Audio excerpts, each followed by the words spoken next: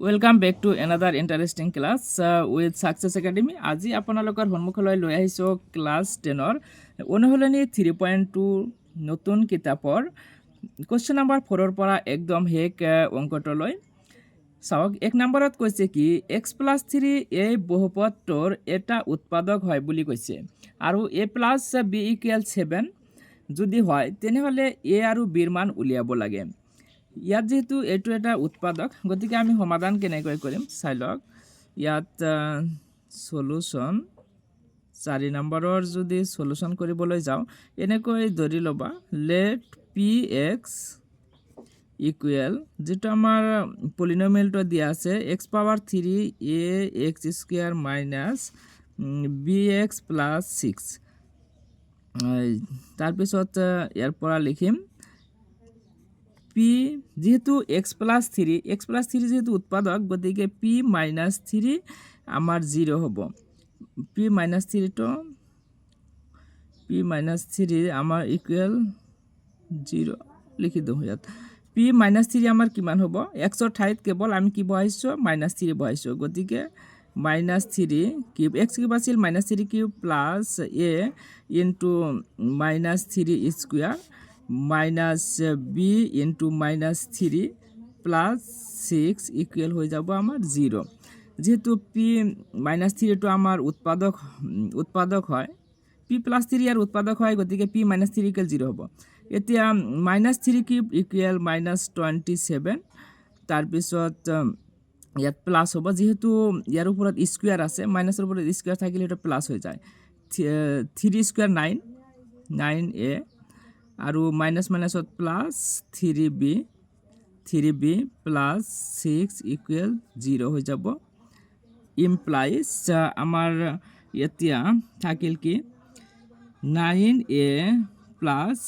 3b আৰু সংখ্যা দুটা আমি প্লাস কৰিলে আমাৰ হৈ যাব -21 equal 0 implies 9a plus 3b equal 21 implies যদি আমি 3 কমন লওঁ 3 কমন যায় ইয়াৰ পৰা আৰু ইয়াৰ পৰা 3 কমন ললে আমাৰ ইয়াত হ'ব 3a plus b 3a plus b equal 21 3 ইয়াৰ মাজত যাব 7 বাৰ গতিকে 3a প্লাস b ইকুয়াল আমাৰ 7 এটো 1 নাম্বাৰ ইকুয়েশন যদি হয় আৰু দিয়া আছে আমাৰ এটা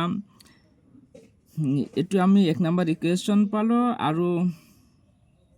আমাক দিয়া আছে a প্লাস b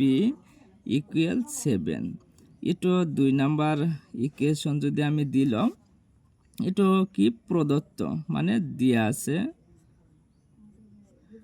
এতিয়া আমি 1 নাম্বার আৰু 2 নাম্বাৰ সমীকৰণ যদি সমাধান কৰো আমি পাই যাম ইয়াত চাওক b ৰ মান ইয়াত প্লাস b ইয়াত প্লাস b গতিকে এটাৰ পৰা আনটো যদি আমি বিয়োগ কৰি দিও তেনেহলে b ক্যান্সেল হৈ যাব আমাৰ a ৰ মান পাই যাম। আমি কৰিম কি 1 - 2 ইমপ্লাইজ ইয়াত 3 এৰ চাওক 3a - a আমাৰ হৈ যাব 2a আৰু b - b আমার ক্যান্সেল যাব। এতিয়া 7 - 7 আমার হৈ যাব 0 গতিকে a ইকুয়াল হৈ যাব আমার 0/2 যিকোনো সংখ্যাৰ ওপৰত যদি আমাৰ 0 থাকে তেনেহলে তাৰ মান আমাৰ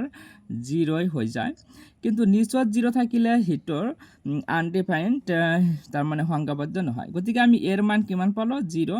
এই এর মান যেতিয়া আমি বিত বহাই দিম এর মান যেতিয়া 0 এর মান যেতিয়া 2 নম্বৰ সমীকৰণত বহাই দিম ইয়াত 0 বহাই দিম গতিকে b ৰ মান হৈ যাব আমাৰ কি 7 গতিকে আমাৰ 4 নম্বৰ শেষ হৈ গল। এতিয়া আমি 5 নম্বৰ লৈ আগবাঢ়ো। 5 নম্বৰত আপোনালোকে চাওক 5 নম্বৰত কি কৈছে ইয়াত দুটা সমীকৰণ দিয়া আছে আৰু এই সমীকৰণৰ কাৰণে চাৰিটা অপচন দিয়া আছে। চাওকচোন ইয়াত কি কৈছে চাৰিটা বাক্য ইয়াত দিয়া আছে আৰু সেই বাক্য কেইটাৰ পৰা আমি এই অপচন কেইটাৰ পৰা উত্তৰ কৰিব লাগিব। ইয়াত a b c d চাই লও কি দিছে যে সমীকরণ দুটার লেখ দুটা এটা বিন্দুত কটাকটি করে এটা বিন্দুত কটাকটি কৰিবলৈ হলে আমার শর্তটো আছিল a1/a2 আমার a1/a2 নট ইকুয়াল b1/b2 যদি এটা বিন্দুত কটাকটি কৰে তেনেহ'লে চতুৰ্থটো এইটো হ'ব লাগিব। এইটোত আমি যদি বহাই দিওঁ চাওঁ হয় নেকি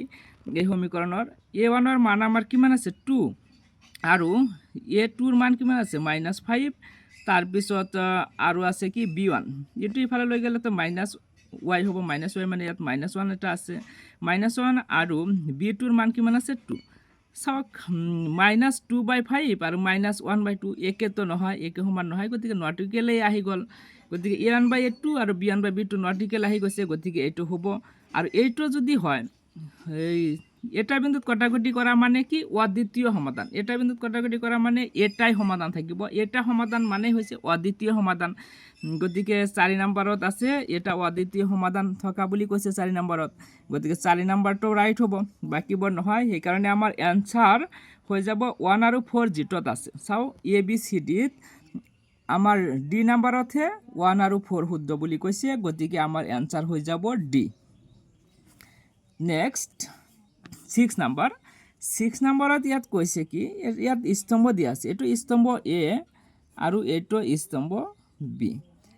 এই স্তম্ভত x - y = 0 দিয়া আছে তাৰপিছত B স্তম্ভত তেনেকুৱা সমীকৰণৰ জোৰ দিয়া আছে আৰু ইয়াত অপচন B স্তম্ভত কৈছে কি 1 নম্বৰত অদ্বিতীয় সমাধান থকা বুলি কৈছে 2 নম্বৰত দুটা চলকত ৰৈখিক সমীকৰণ বুলি কৈছে হয় এটো যদি আমি চাও x - y = 0 এটো তো এটাই সমীকৰণ হয় আৰু ইয়াত দুটা চলক আছে আৰু ৰৈখিক হয় ওপৰত আমাৰ গাত 1 আছে গতিকে এ নম্বৰৰ লগত আমাৰ 2 নম্বৰ মিলি যাব তাৰ পিছত এটো কি অদ্বিতীয় সমাধান হ'বলৈ হলে আমি জানো A1/A2 নট ইকুৱেল B1/B2 হ'ব লাগিব চাও এটো অদ্বিতীয় সমাধান হয় নেকি ইয়াত A1 ৰ মান 2 আছে আৰু আমাৰ A2 ৰ মান আছে 1 2/1 2 হ'ল তাৰপিছত B1 ৰ মান হৈছে -3 আৰু ইয়াত আছে -1 -3 -1 আমাৰ 3 হৈ যাব মাইনাস কেনসেল কৰি 3 হৈ যাব তেনেহলে A1/A2 2 হৈ গ'ল আৰু B1/B2 3 হৈ গ'ল ইকুৱেল নহল গতিকে অদ্বিতীয় সমাধানই থাকিব গতিকে আমাৰ A ৰ লগত 2 মিলিল B ৰ লগত 1 মিলিল চাও এতিয়া অপচনৰ কাৰণে আমি গোটেইকেইটা কৰাৰ দৰকাৰ নাই দুটা দিয়ে আমি কেতিয়াবা হৈ যায় আনসাৰ উলিয়াব পাৰো চাও ইয়াত 1 ৰ লগত 2 আছে চাওক 1 ৰ লগত 2 আৰু B ত 1 ৰ লগত 1 এই আছে গতিকে আৰু বাকিবোৰতো তেনেকুৱা নাই 1 ৰ লগত 2 1 ৰ লগত 1 নাই গতিকে আৰু বাকিবোৰতো 1 ৰ লগত 4 দিয়া আছে গতিকে এইখিনিতো নহয়েই 1 ৰ লগত আমাৰ 2 হয় 1 ৰ লগত 4 কেতিয়াও নহয় ইয়াত তাৰ পিছত 1 ৰ লগত 2 হয় এ লগত 2 বি লগত 1 এইটোই হ'ব আমাৰ আনসাৰ আমাৰ 6 নম্বৰ কমপ্লিট এতিয়া 7 নম্বৰ লৈ আগবাৰো 7 নম্বৰ চাওক ইয়াত 7 নম্বৰত কৈছে কি x, 4 বিন্দুটোৱে ইমান সমীকৰণটোক সিদ্ধ কৰিলে x ৰ মান হ'ব